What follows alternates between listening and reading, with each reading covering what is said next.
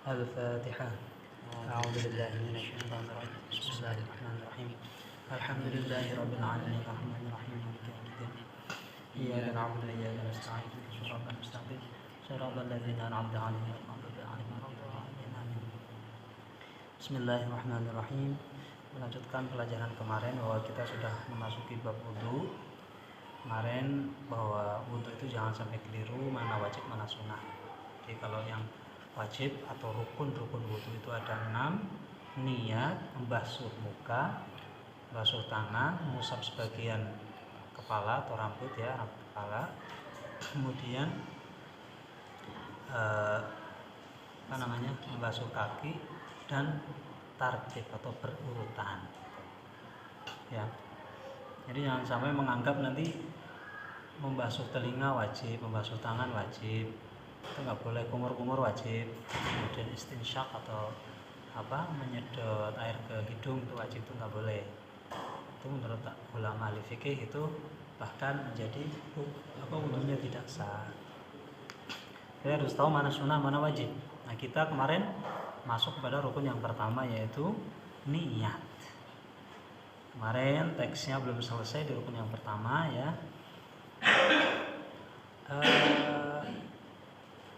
Yaitu tentang tata cara niat kemarin, bahwa niat untuk orang yang normal ya, artinya yang tidak berkebutuhan khusus,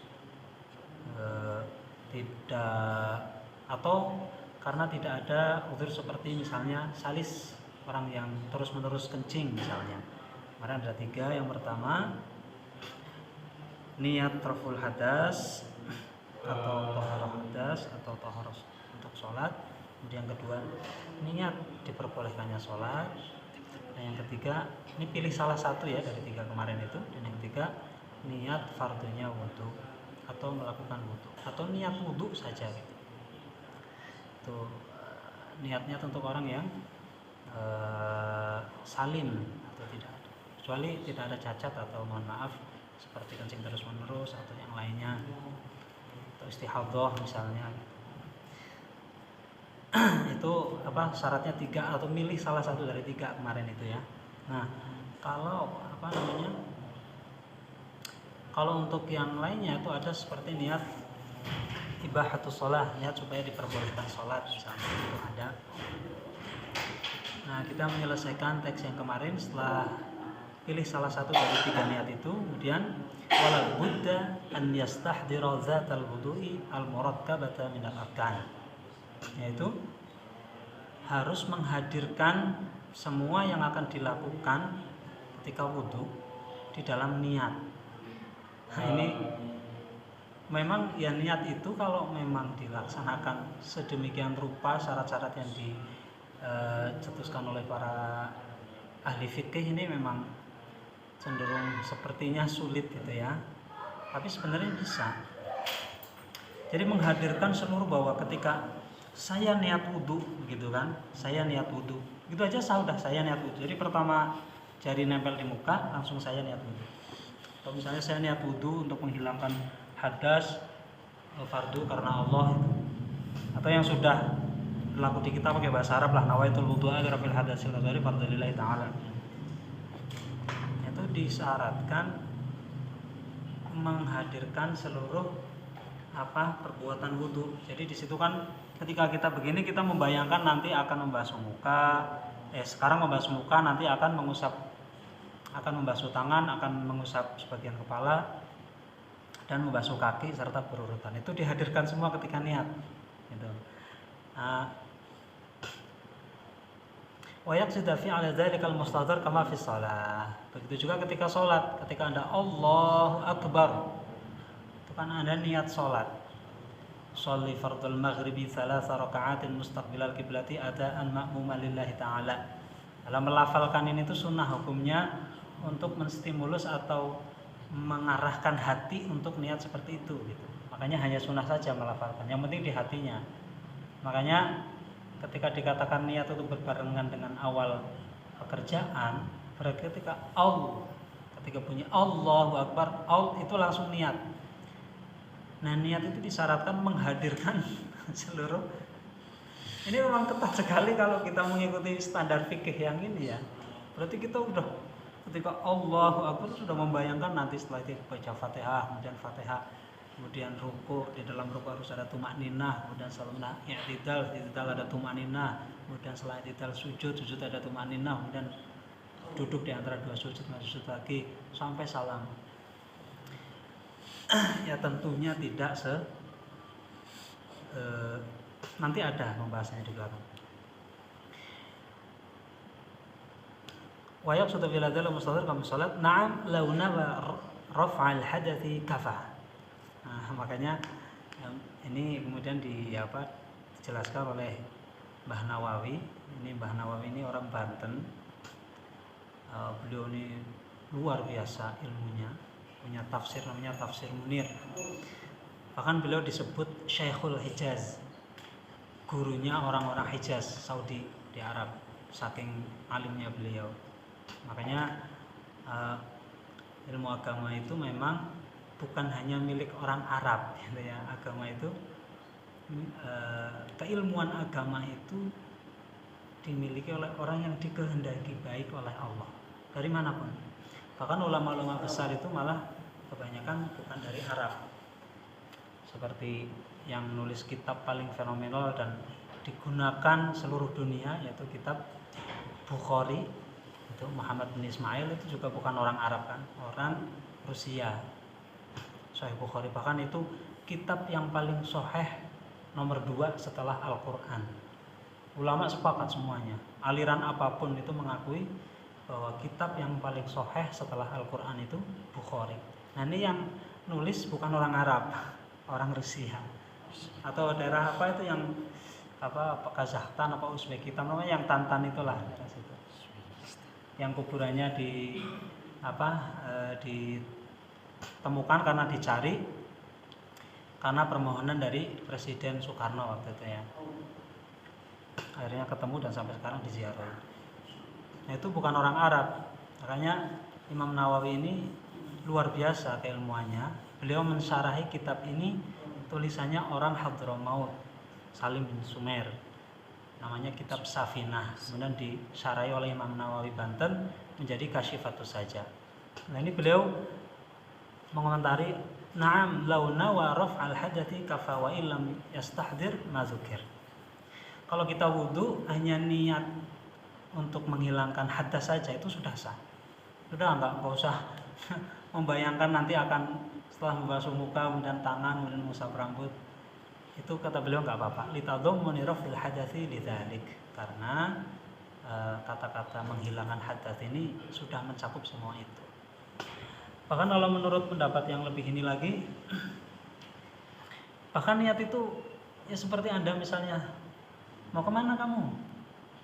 Mau ke kamar mandi, mau ngapain? Mau wudu, itu sudah niat itu, sudah otomatis. Jadi nanti tinggal gini aja itu udah otomatis. Ada yang bahkan ada pendapat yang seperti itu. Jadi nggak mungkin kita wudu tanpa niat gitu ya, karena kalau nggak niat ya kita nggak mungkin wudu, kita mungkin ngapain minum atau apa gitu. Nah, sebagian ada yang seperti itu, niat sudah cukup. Tapi kalau kita mau ikhtiyaton mengikuti standar yang digariskan oleh para ulama, alangkah baiknya kalau kita mempraktekkan itu. Gitu. Karena saking pentingnya hadis niat, innamal a'malu binniyat itu. Jadi menggunakan adat hasar itu semata-mata, innama semata-mata. Amal itu bisa sah semata-mata hanya dengan niat. Nah, tambih. Nah, ini ada peringatan nih dari beliau Imam Nawawi, Syekh Nawawi Banten ya, bukan Imam Nawawi, karena Imam Nawawi ada dua. Ada Nawawi Murajjah Madhab yang lahir sekitar tahun 900 sekian, abad 10 ya kalau salah. Itu orang yang paling alim di madhab Syafi'i. Jadi hampir semua pendapat-pendapat ulama Syafi'i ini sama beliau dikumpulkan, kemudian dinilai, ditarjih mana yang lebih unggul, mana yang argumennya lebih kuat, oleh beliau dikumpulkan dan dibikin level-level. Ini yang terkuat, ini berikutnya. Saking alimnya beliau. Dan saking sibuknya beliau sama ilmu, akhirnya beliau nggak nikah sampai menikah, membujang. Dan beliau sangat hafal betul nasihat-nasihat untuk perkawinan. Itu hebatnya ulama ya. Beliau sendiri nggak nikah, tapi beliau paham betul fadilah atau keutamaan orang menikah. Makanya Rasul kan menikah. Dan beliau hafal betul hadis faman raghiba an sunnati falaysa minni. Beliau hafal betul hadis itu, tapi beliau nggak nikah. Itu nanti ada pembahasannya sendiri panjang, bahwa saking sibuknya beliau dengan ilmu sampai nggak nikah. Imam Nawawi yang murajjah madzhab, yang punya kitab kalau di Indonesia terkenalnya Riyadhus Shalihin untuk kitab hadisnya itu. Itu beda dengan Imam Nawawi Banten. Kalau Imam Nawawi Banten ini, tapi satu madhab. Dan bisa jadi Imam Nawawi Banten menggunakan nama Nawawi ini karena tabarukan atau tafaulan kepada Imam Nawawi yang murajjah madhab, yang orang Syria. Bismillahirrahmanirrahim. Tampil beliau dengan peringatan an-niyatu bitasydidil ya'i min nawa bima'na qasada. Oh, ini seputar bahasa ini. Niat itu dengan tasydid dalamnya niyah, itu dari kata-kata nawa yanwi niyatan. Wal aslu nawiyatun, karena nawa itu kan nawaya. Nawaya yanwiya nawiyatun aslinya, tapi jadi nawa yanwi niyatan. Itu menurut satu bahasa. Qulibatil wawu ya'an wa udhimat fil ya'i. Kemudian wawu nawiyatun, wawunya diganti ya menjadi nayyatun. Kemudian setelah itu diidghamkan kepada kemudian harokat fathah dirubah menjadi kasroh karena bertemu dengan ya yang sukun menjadi niyatun. Kemudian setelah itu diidghamkan ya yang pertama kepada ya yang kedua menjadi niyatun. Wa takhfifuha lughatan. Menurut satu bahasa ditakhfif niyatun tanpa tasydid, tanpa niyatun. Kama hakaha al-Azhariyu min wana yani idza abta'a. Ya, jadi menurut satu bahasa kata beliau Azhari itu wana yanwi niatan. Artinya abto'a itu memelankan atau menunda. Li'annahu yahtaju fi tashihiha ila naw'i ibta'in. Ya, karena untuk melakukan wudu itu kan seolah-olah ada penundaan, karena setelah wudu saya mau begini itu ada satu bentuk penundaan lah dalam hal itu. Yang ada mubadaratin, artinya tidak langsung setelah merta. Nah, wudu itu kan juga boleh dipisah-pisah. Jadi basuh muka di sini, nanti basuh tangan di Cikampek, boleh. Nah, ini yang pertama ya, niat. Sekarang rukun yang kedua dari wudu. Atsani ghaslul wajhi. Yang kedua adalah membasuh muka. Bahwa ma baina manabiti sya'ri rasihi wa tahta muntaha lahyaihi wa ma baina udhunaihi. Jadi yang dinamakan muka itu adalah dari pertama tumbuh rambut di atas jidat sampai ke ujung lahyaihi. Jadi pertama leher ini ya. Jadi ini masuk muka. Jadi sampai ke leher ujungnya ini. Dan samping dari ini, telinga yang ini ada channel-channel ini sampai ke sini, ke telinga yang ada ininya. Ya. Itu namanya muka. Ini harus kebasuh semua. Ma baina manabiti sya'ri rasihi wa tahta mudda lahyahi sampai bawah sini, wa ma baina udhunaihi, dan antara ini sama ini.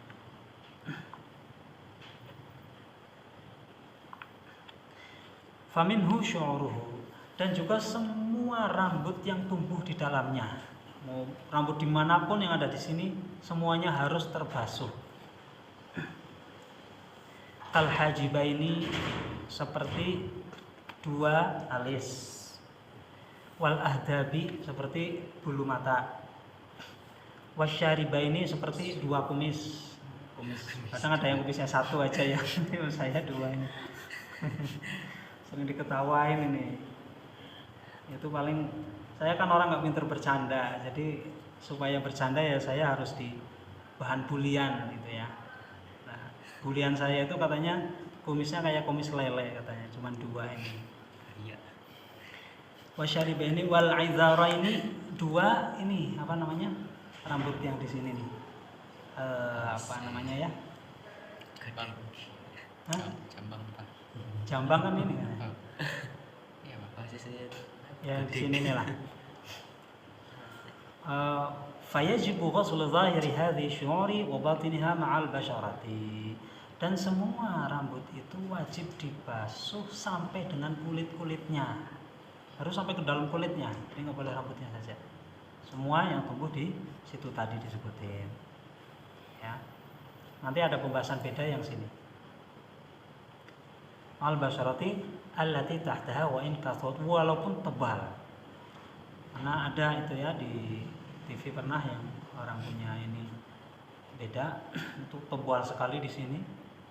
Bahkan mohon maaf ada yang seperti itu ya, ya sampai tebal itu. Nah itu wajib, makanya disunahkan dipotong kalau yang muka penuh dengan bulu itu. Li'annaha minal wajhi, karena itu maksud la batinal kathifi fil al-khariji anhu. Wa amma al-lihyatu wal 'aridani fa in khaffa wajib.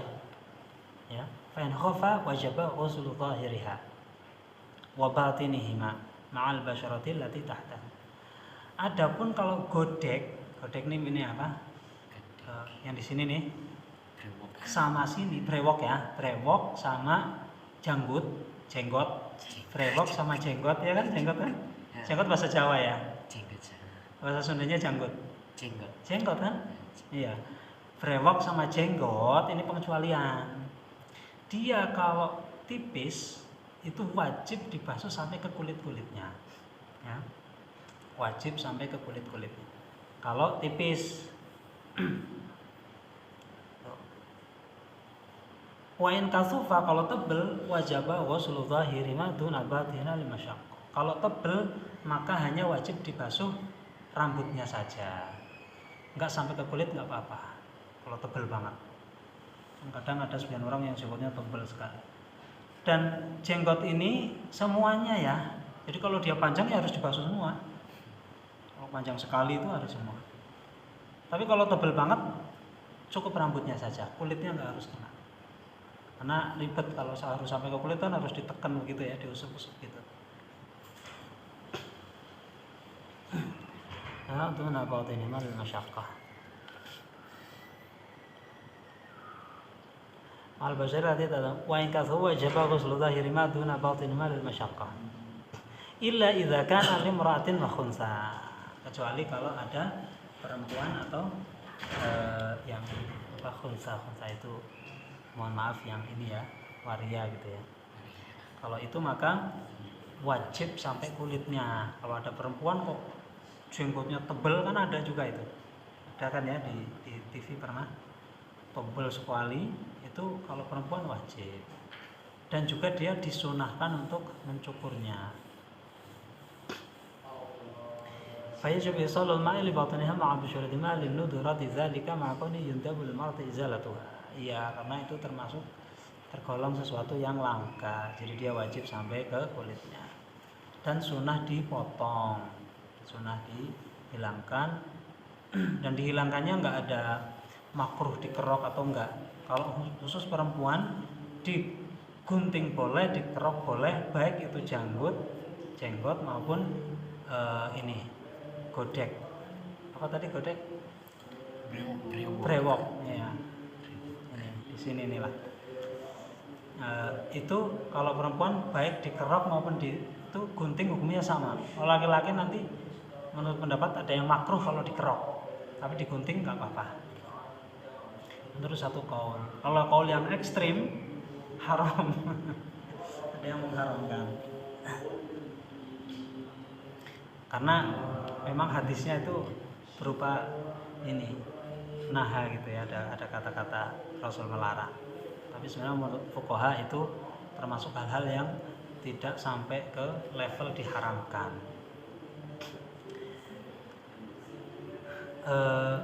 Ya, qala Sayyid al-Mirghani wa yajibu ghuslu juz'in min mulaqil wajhi min sa'iril jawanibi idh ma la yatimul wajibu illa bihi fa huwa wajib. Ya, harus ada sedikit yang melebihi dari batas. Misalnya ini mulai dari tumbuhnya rambut, ya dia sampai agak masuk sedikit aja, semili atau 2 mili gitu lah.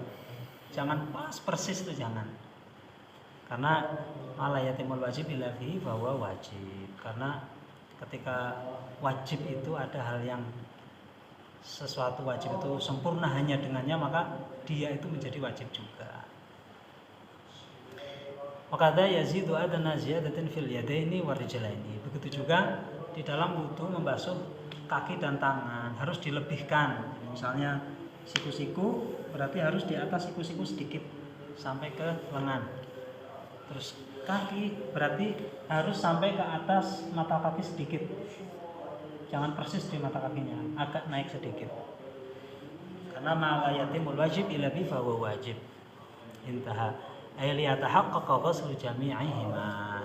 Supaya benar-benar terbasuh secara keseluruhan. Far'un, ini ada satu cabang pemahaman. Qala Utsman fi Tuhfatil Habib, halqul lihyah makruhun. Nah ini. Walaysa haraman. Wa akhdhu ma 'ala al-hulqumi qila makruhun wa qila mubahun. Wala ba'sa ibqa'i sibalaini wa ma taraf asy-syaribi wa akhdhu syaribi bil halqi wa bil qasi makruhun. Nih menurut Syekh Utsman di dalam kitab Tuhfatul Habib, mengerok mencukur tapi dengan kerokan jenggot ini hukumnya makruh. Menurut beliau tidak haram. Memang sebagian ulama ada yang mengharamkan, tapi menurut beliau makruh, nggak sampai haram. Wa akhdhu ma 'ala al-hulqumi qila makruh wa qila mubahun. Kemudian menghilangkan rambut yang ada di leher. Memang ada ya? Ada Pak Haji? Saya kok nggak ada? Ya tapi kata orang-orang ada, benar ya Pak Haji? Ada, itu apa namanya? Ada yang mengatakan makruh, ada yang boleh, nggak apa-apa. Mau dipotong, dikerok, nggak apa-apa. Tapi ada yang mengatakan makruh. Nah, setiap hukum itu kalau ada makruh dan enggak, itu kalau supaya ngambil hukum yang lebih utama, diambillah yang makruh gitu. Biasanya begitu. Tapi tidak semua hal ya. Tapi sebaiknya begitu gitu. Misalnya makruh mengambil rambut yang ini, ya sebaiknya jangan diambil misalnya. Yang jadi masalah orang Indonesia kan, ada hukum haram merokok, ada hukum makruh merokok. Mayoritas memilihnya makruh.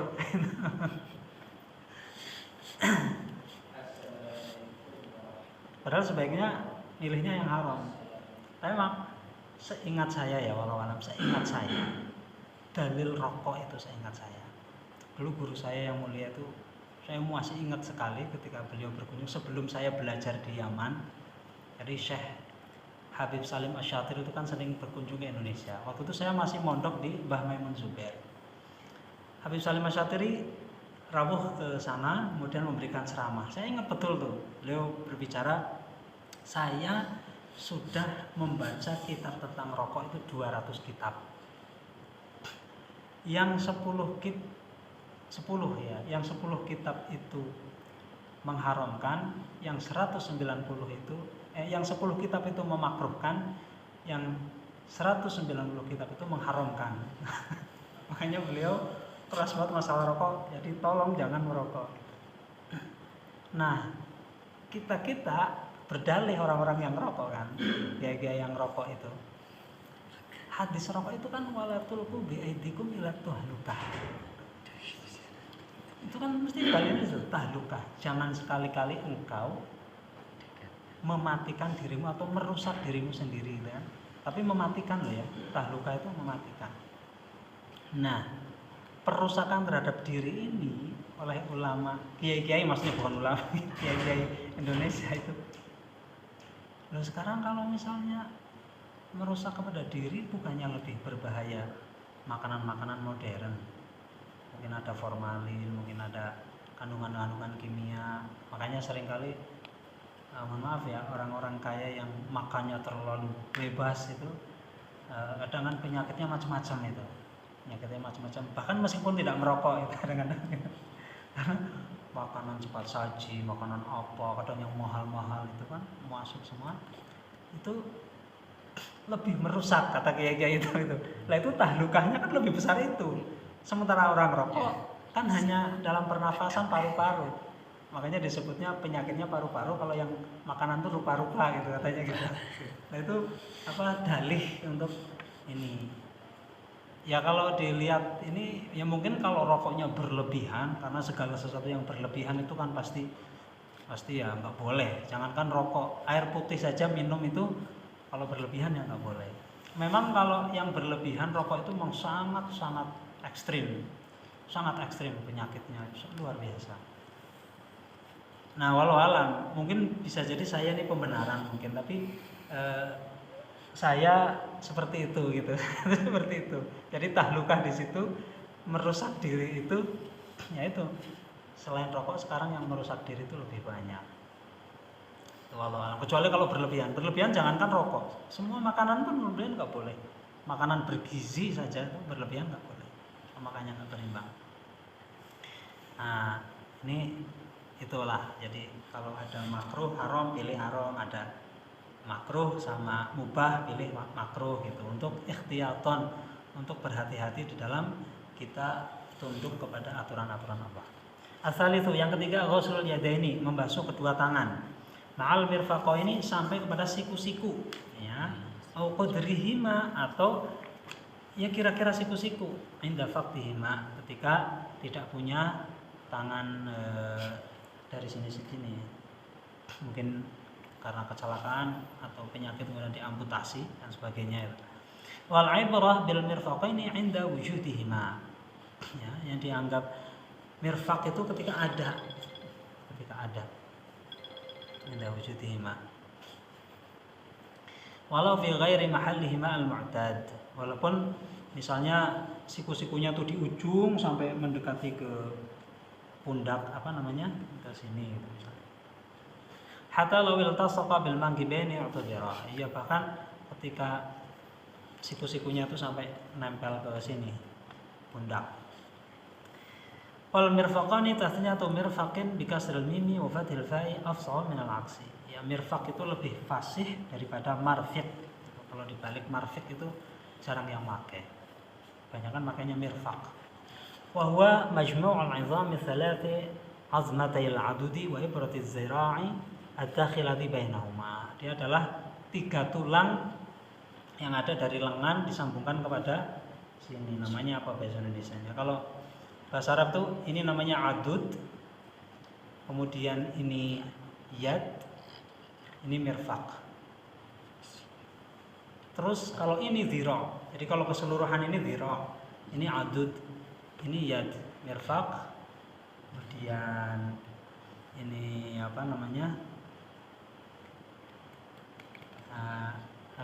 nanti ada kalau nggak ribet ini lupa ya. Jadi ada namanya sendiri. Kalau bahasa Indonesia kayaknya nggak ada ya. Lengan ya lengan gitu ya, tangan ya tangan. Lengan sini. Iya. Ini siku-siku, ini lengan. Kalau ini apa? Ya, apa? Iya. Lah ini kata beliau Imam Nawawi, nggak tahu kok ini ulama zaman dulu tahu anatomi tubuh ya. Ini adalah 3 tulang yang menyambungkan antara adud dengan yad. Di situ ada 2 tulang besar, kemudian ada tulang kecil yang berada di tengah-tengah, yang ujungnya berupa tulang yang menonjol di ujung ini. Wa huwa alladhi yadhharu 'inda tayyil yadi kal ibrah. Iya, dia nampak ketika ditekuk. Nah ini ada ujungnya. Wa yajibu ghuslu ma 'alaihima min sya'rin wa ghairihi. Dan wajib dibasuh semua yang ada di tangan itu. Rambut atau mohon maaf anggota tubuh tambahan misalnya, sebagian orang ada yang ini, wajib dibasuh semua. Fa in ubina ba'du mahallil fardhi wajib ghuslu ma baqiya. Seandainya dipotong tangan karena amputasi atau yang lain, maka harus dibasuh sisanya. Seandainya tangannya ada sisa dari Misalnya dipotongnya segini atau segini, maka sisanya harus dibasuh ketika wudu. Au min mirfaqihi wajaba ghuslu ra'si 'azmi 'addihi. Atau dipotong dari sini sampai habis, yang wajib wudunya ya cukup dibasuh ujungnya saja. Ujungnya saja udah.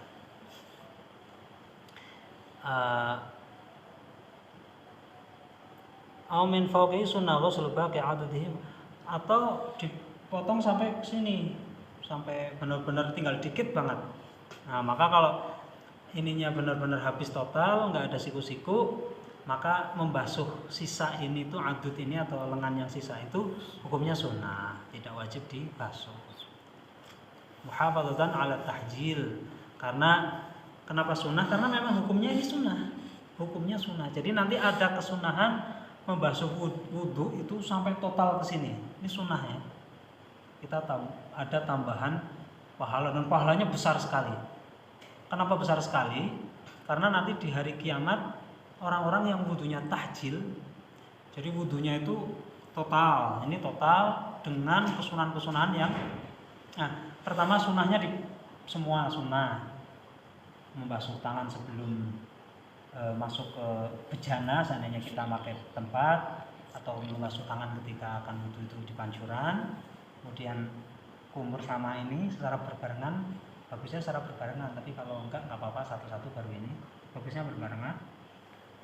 Kemudian mukanya itu bukan cuma disiram tapi rada digosok.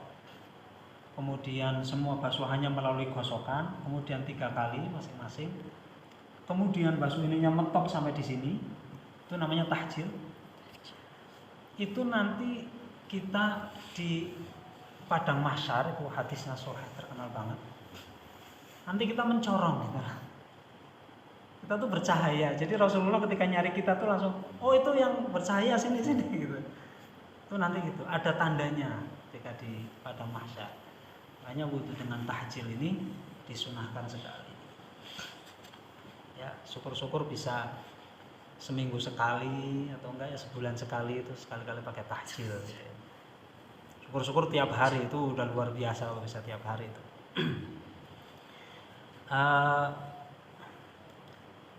Ya seenggak-enggaknya seumur hidup sekali lah, jangan sampai nggak pernah wudu dengan tahjil. Iya, karena dia sunnah sehingga ketika tangannya hilang total, maka yang sisa di sini ini hanya sunnah saja, nggak dibasuh nggak apa-apa. Ketika nggak punya tangan, punyanya sudah di atas mirfaq, di atas itu sunnah saja. Karena mengikuti kesunahan tahjil. Ar-rabi'u, sekarang rukun yang keempat dari wudu, mengusap sebagian kepala, mashu syai'in minar ra'si. Iya, jadi nggak mengatakan rambut karena ini bisa masuk kepada orang yang nggak punya rambut gitu. Walau ba'di sya'ratin, walaupun sebagian rambut, au qadriha minal basyarah, atau kulitnya saja ketika nggak punya rambut. Ada yang mengatakan sebagian rambut itu 3 biji aja nggak apa-apa yang basah itu. 3 biji. Wa syaratu sya'ri al-mamsuhi alla yakhruja an hadir ra'si min jihati nuzulihi min ayyi janibin kana law maddahu. Nah, disyaratkan yang diusap atau diairi ketika wudu itu rambut yang tidak keluar dari batas kepala. Jadi ketika rambutnya panjang itu nggak boleh ujungnya saja yang itu nggak boleh. Jadi yang masih posisi di kepala. Misalnya rambutnya panjang, maka ya di sini boleh, di sini pokoknya yang masih tempat tumbuhnya rambut inilah sekitar. Ditetesi juga boleh, atau dibasahi gini. Pokoknya asal keusap aja, karena itu ta'abudi ya, itu ibadah-ibadah yang sifatnya tauqifi, yang dari Allahnya tuh kayak gitu, udah tinggal laksanakan saja gitu. Ta'abudi. Terus walau ba'di syaratin yakhruju an hadir ra'si min syati nuzuli min ayyi janibin kana law madahu yang kana mutaja'idan, ya baik itu keriting ataupun tidak keriting gitu ya. Walau ghasala ra'sahu badal al-mashi. Ya. Au alqa alaihi qatratan walam tasil. Misalnya ada orang membasuh kepalanya sebagai ganti dari mengusap rambut itu. Au alqa alaihi qatratan walam tasil, atau menetesinya sampai tanpa mengalir. Awadu ayadahu allati 'alaiha al-ma, atau tangan yang ada air sudah dibasahi ditempel doang, enggak usah diusap, tempel itu doang. Ala rasi walam yumirruha, dan tidak mengusapnya, cuma tempel saja begini. Ajza'ahu, semuanya itu sah. Semuanya sah. Jadi untuk rambut gampang lah, enak gitu. Ini mazhab Syafi'i ya. Kalau mazhab yang lain beda lagi nanti. Makanya Imam Syafi'i ini termasuk ya gampang-gampang susah. Tapi mazhab Syafi'i itu mazhab yang paling argumentatif, dalilnya paling kuat. Makanya biasanya kalau amalannya cenderung lebih berat Imam Syafi'i, ibadahnya cenderung lebih berat dibanding yang lain. Tapi dalam muamalah rada gampang. Dalilnya lebih kuat, bahkan orang yang mazhab lain kalau mengaji metodologi Imam Syafi'i, metode mengambil hukumnya, itu rata-rata terpengaruh pengen ikut mazhab Syafi'i gitu, rata-rata. Makanya yang paling laris di dunia itu mazhabnya Imam Syafi'i. Tapi beliau orang Arab ya, ini ulama yang dari Arab, kalau beliau orang Arab asli, bahkan masih satu leluhur sama Rasulullah SAW.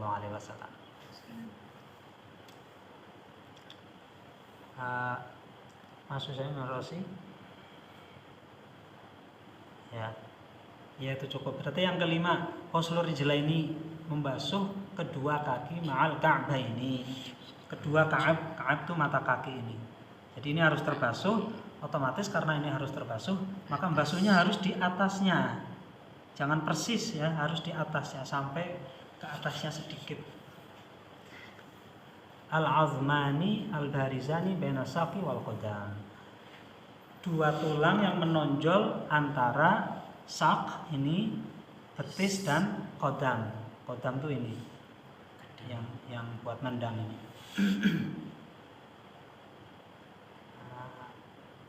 Fi kulli rijlin ka'bani, di setiap kaki itu ada dua mata kaki. Wa syaddatir rafidatu qabbahumullah taala, walau alam ini Imam Mbah Nawawi ini ada pendapat katanya dari Syiah Rafidhah. Nggak tahu maksudnya apa ini, kalau di kitab yang tebal mungkin ada sejarahnya ini.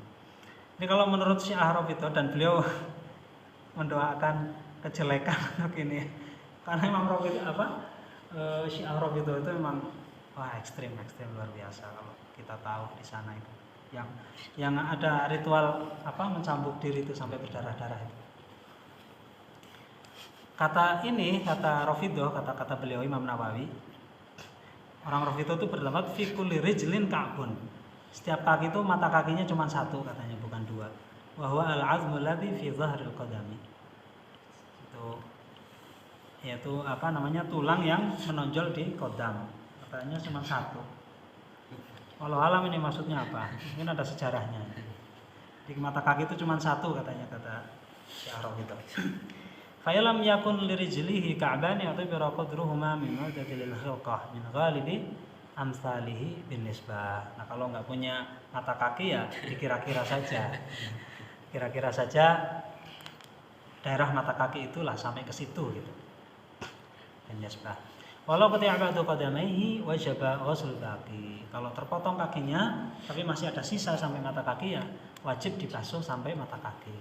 Fa'in quti'a min fawqil ka'bi fala fardhu 'alaihi. Ini beda dengan lengan. Kalau lengan tadi misalnya dipotong sampai sini masih ada kesunahan membasuh ini. Tapi kalau kaki enggak. Kaki misalnya dipotong sampai di atas mata kaki, maka tidak diwajibkan membasuh itu. Fa'in quti'a fawqil ka'bi fala fardhu 'alaihi. Oh tetap ya, wa yusannu ghuslul baqi. disunahkan walaupun sudah dipotong di atas mata kaki tetap disunahkan membasuh sisanya. Wa yajibu ghuslu ma 'alaihima min sya'rin wa ghairihi. Dan semua yang ada di kaki itu wajib dibasuh. Asadisu, dan yang keenam adalah at-tartibu, harus berurutan. Jadi niat basuh muka, kemudian tangan, setelah tangan sebagian rambut kepala, kemudian membasuh kaki. Harus urut. Ini yang keenam. Sudah itu saja. Fi af'ali sittah al-maqura arba'atan minha binasul kitab.